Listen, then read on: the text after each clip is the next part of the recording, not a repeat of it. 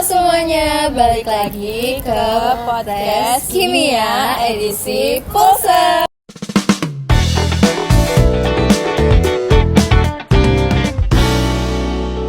Kali ini kita akan bahas tentang Polimer. Oke, sebelumnya ada yang tahu nggak sih polimer itu apa? Aku tahu polimer itu apa. Apa tuh Kak? Polimer itu senyawa yang terdiri dari molekul besar yang terbentuk dari pengulangan unit-unit kecil yang disebut monomer. sangat menarik. Kalau sejarahnya ada yang tahu nggak? Aku tahu sejarahnya polimer. Sejarah polimer itu panjang, dia bermula dari penemuan dan pemahamannya. Pada awal ke-19, penemuan tentang polimer itu dimulai dengan Friedrich Vogler pada tahun 1833 yang berhasil mensintesis urea. Kalau boleh tahu Fredis orang mana?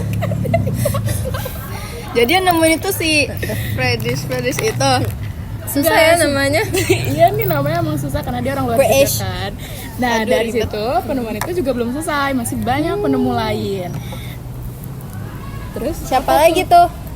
ada Charles Goddard pada tahun 1839, ada Leo Backlund pada tahun 1907, ada juga ilmuwan Inggris Eric Faucett dan Reginald Gibson pada tahun 1933, dan Carl Ziegler dan Guglielmo pada tahun 1941.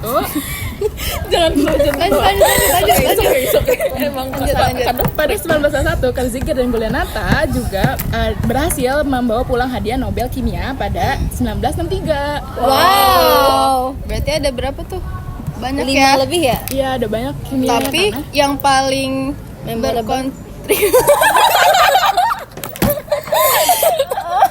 yang paling berkontribusi banyak tuh siapa sih? Jadi mereka tuh nggak ada yang paling berkontribusi banyak karena mereka dibagi rata semuanya. Mereka punya peran masing-masing. Setara. Benar. Nah, kayak udah disebutin di awal, kan kita memilih dua sub. Itu adalah kondensasi dan juga adisi. Sekarang kita bakal ngejelasin ciri-ciri yang adisi dulu dan juga contoh-contohnya nanti. Siapa yang tahu tentang ciri-ciri polimer adisi? Aku. Apa tuh, Kak?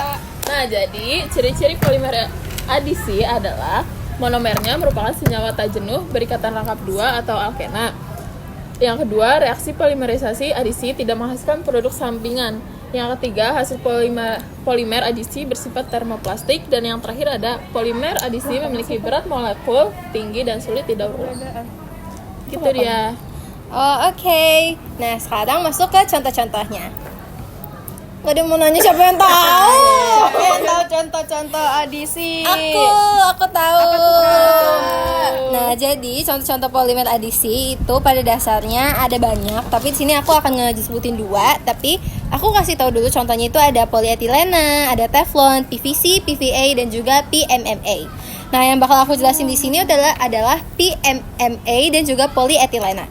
Yang pertama, PMMA itu adalah singkatan dari polymethyl methacrylate, yaitu polimer sintesis yang transparan dan sering digunakan sebagai alternatif dari kaca nih. Dan ini adalah rumus kimia dari PMMA. Oke. Nah, PMMA sendiri ini memiliki beberapa sifat.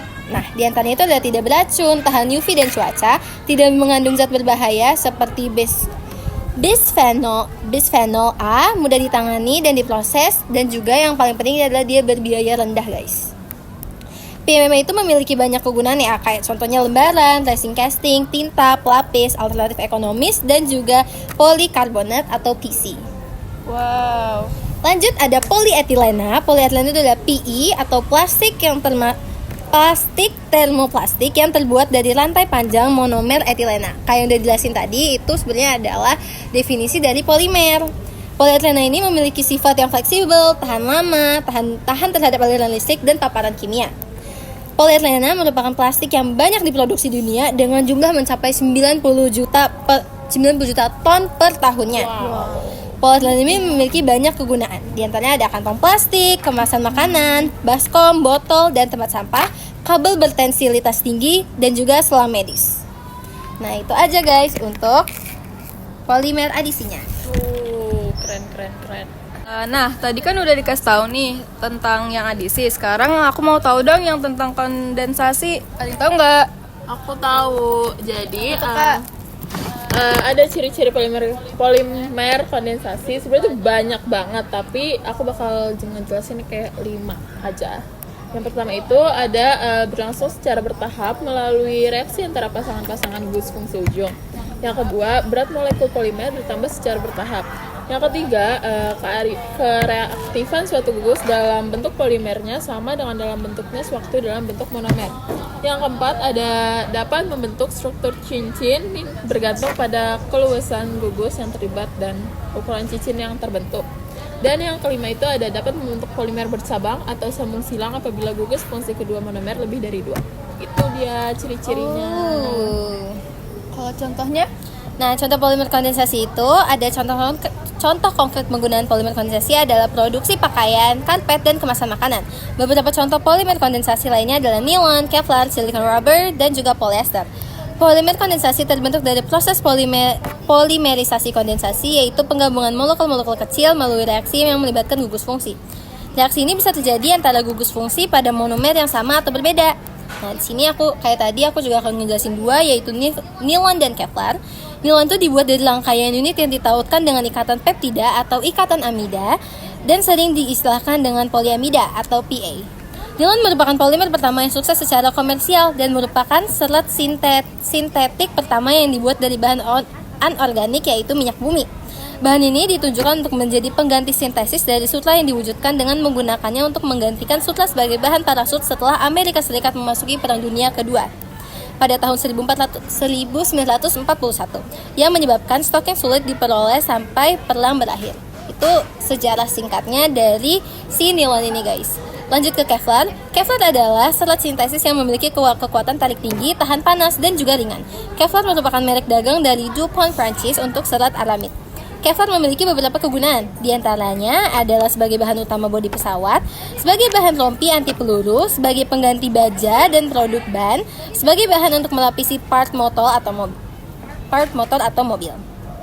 Nah, Kevlar sendiri ini memiliki beberapa karakteristik nih, antaranya rantai molekulnya sepenuhnya memanjang dan sejajar sempurna, tahan api hingga 800 derajat Fahrenheit, berwarna kuning kemasan, dan juga alot.